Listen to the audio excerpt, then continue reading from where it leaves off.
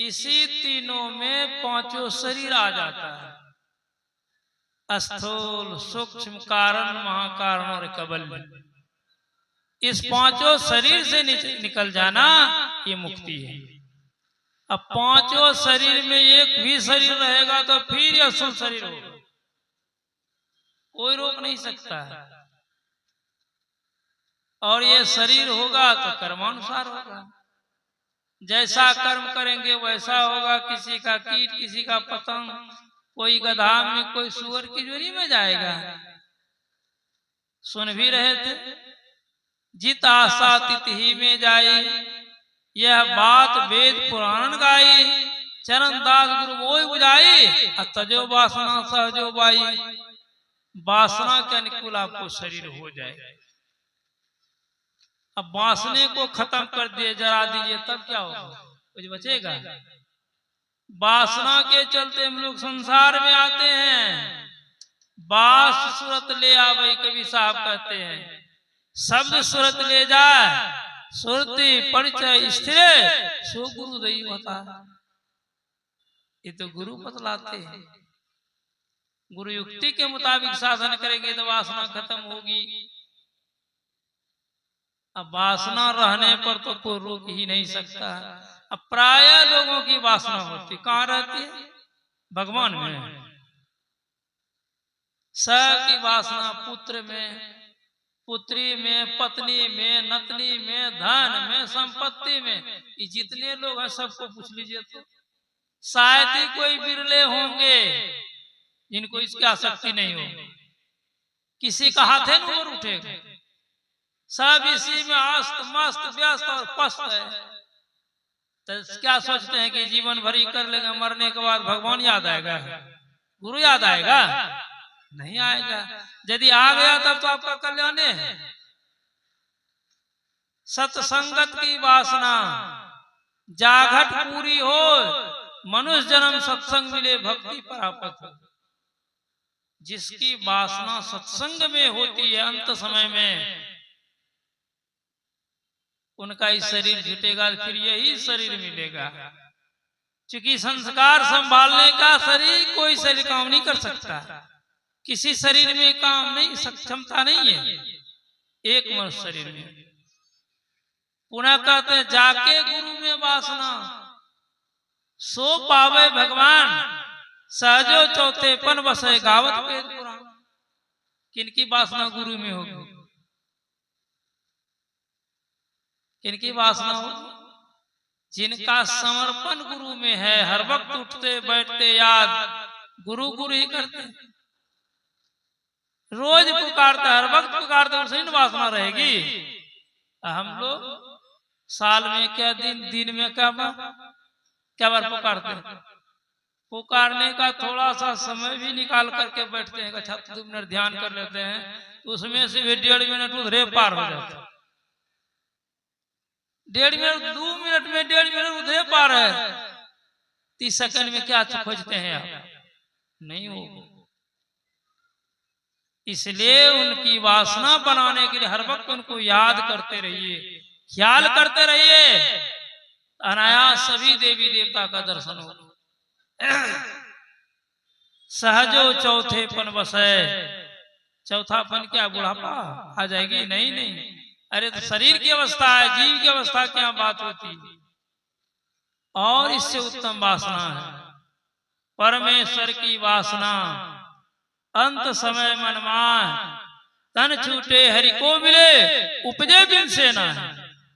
जिनकी वासना परमात्मा में है, ख्याल, उनका शरीर छूटेगा, तनायास उसको मोक्ष मिलेगा, सो पावे भगवान। इसलिए संत महात्मा लोग कहते हैं, अपने वासना को ठीक कीजिए तब तो ठीक, और नहीं तो किसी ने बड़ा अच्छा लिखा भी है, अंतमति सुगति। अंत में जिस तरह की मति होगी, बुद्धि होगी, ख्याल होगा, उस तरह की गति होगी। तो संत लोग कहते हैं किस ख्याल को बनाने के लिए? ज्ञान ध्यान की बात बूझिए। जो ज्ञान ध्यान का ख्याल करते रहेंगे उनकी ऐसी स्थिति होगी। ये बड़ी सूक्ष्म बात है, बहुत सूक्ष्म बात है। इसी को समझना चाहिए। हम लोग तो जरूर 10, 20, 25 वर्ष से सत्संग सुनते होंगे, दीक्षा लिए इसमें तो लगता है 60, 70 वर्ष वाला होगा, लेकिन आज तक भी ज्ञान ध्यान को नहीं समझ पाए। कहिएगा कैसे बाबा, कैसे बोलते हैं? अरे ज्ञान ध्यान की बात बुझे होते तो सत्संगी सब मरता है तो श्राद्ध करता है कि नहीं? किस लिए? जब मरने पर मुक्ति होती नहीं तो श्राद्ध किस लिए? तो नहीं ना समझे हैं? ज्ञान पक्का नहीं हुआ है, हिल डोल वाला ज्ञान। इसलिए ज्ञान को जानिए और तब ध्यान। उपनिषदकार लिखते हैं, मोक्ष द्वारे द्वारपाला चत्वारः प्रकृतिता समो विचार संतोष चतुर्थ साधु संगम। मोक्ष के द्वार पर 4 द्वारपाल रहते हैं। इधर सुनिए, अब फिर हम पूछेंगे कौन कौन द्वारपाल। किसी को हम पूछ सकते हैं, माई हो कि भाई, इसलिए थोड़ा सतर्क होकर सुनिएगा। सम, विचार, संतोष और साधु से।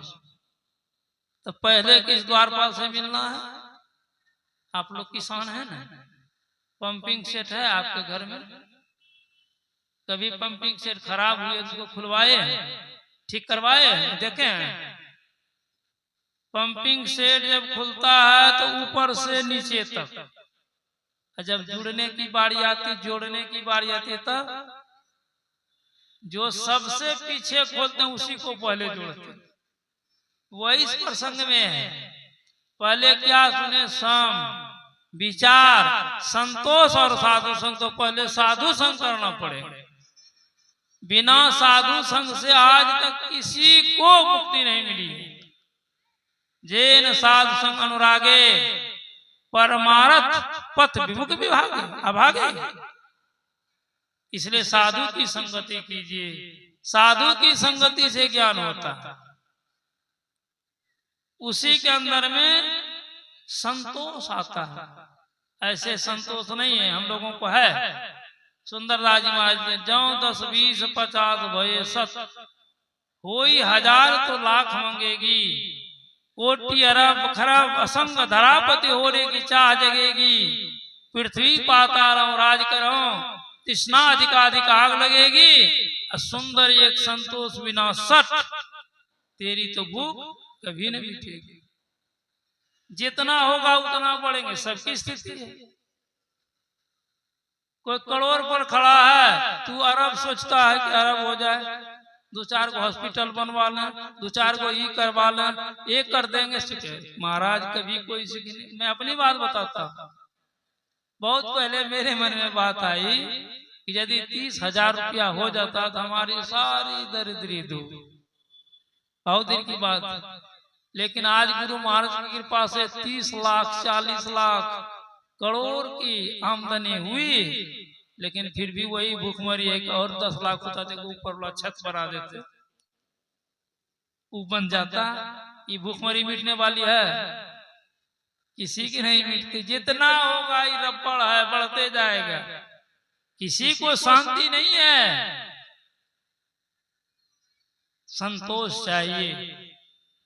जो कुछ है उसी में संतुष्ट रहिए, तभी आप मोक्ष प्राप्त कर सकते हैं। उसके बाद है विचार। विचार किसको कहते हैं? पढ़िएगा। शास्त्र सज्जन संपर्कम, अभ्यास वैराग पूर्वकम, सदाचार प्रवृत्या प्रोच्यते सा विचारना। शास्त्र और सज्जन का संपर्क हो। शास्त्र किसको कहते हैं? किस शास्त्र का संपर्क करने के लिए कहते हैं? अध्यात्म शास्त्र का। और सज्जन किसको कहते हैं? जो पंच पाप से बचते हुए त्रैकाल संध्या करता है। झूठ, चोरी, नशा, हिंसा और व्यभिचार, इनसे बचते हुए जो त्रैकाल संध्या करता है वही सज्जन है। ये नहीं कि बड़ा बड़ा मकान है, करोड़ों बैंक बैलेंस है, बड़ी बड़ी गाड़ी तो सज्जन है, नहीं। शास्त्र में ऐसी बात नहीं है। उसका आप संपर्क करेंगे तो आपकी कुछ प्रोन्नति होगी और अभ्यास रोज कीजिए। कैसे? तो वैराग्य पूर्वक। हम लोग अभ्यास करते हैं, वैराग्य नहीं है। वैराग्य है। एक बड़ा अच्छा रोचक कथा है। श्रावण के महीना में कुछ लड़का लोग ने विचार किया, चलो झूला देखने के लिए। झूला नदी के पार में होता था, तो सोचा कि रात भर मस्ती आवे, या खक ठेपी दे दी। नदी पार करके जाना होता झूला देखने के लिए। सब लोग जाके नाव पर बैठे। किसी ने पकड़ लिया पतियाल, किसी ने लगी, किसी ने डांड़ा, खूब खेव रहा। नाव कभी इधर कभी उधर, कभी नाच रही रहा था। ये लोग मस्ती में, नाव खूब जा रही। जाते थे हो गई भोर, सुबह हो गया। तब तक में तो निशान टूट गया था। निशान क्या घंटा रहा था? 2-4-10 घंटा निशान टूटा। तो देखते रहे हम, इसी पार का गाछ वृक्ष है। हम लोग रात भर जो खे, तब खोजने लगा क्या कारण बना जो रात भर खे या नाव नहीं बढ़ी। तो देखा कि गिराव में था, पानी में, वो नीचे में था। कह रहे यही कारण बन गया। कहने का मतलब हम लोग भी अभ्यास करते हैं, लेकिन मन रूपी गिराव में, विषय रूपी कीचड़ में फंसा हुआ छटपटा के रह जाता है। जहां का तई विषय से गिराव में उठेगी तब ना। अभ्यास करते हैं, वैराग नहीं है तो कुछ नहीं मिलेगा। और ये वैराग कैसे होता है?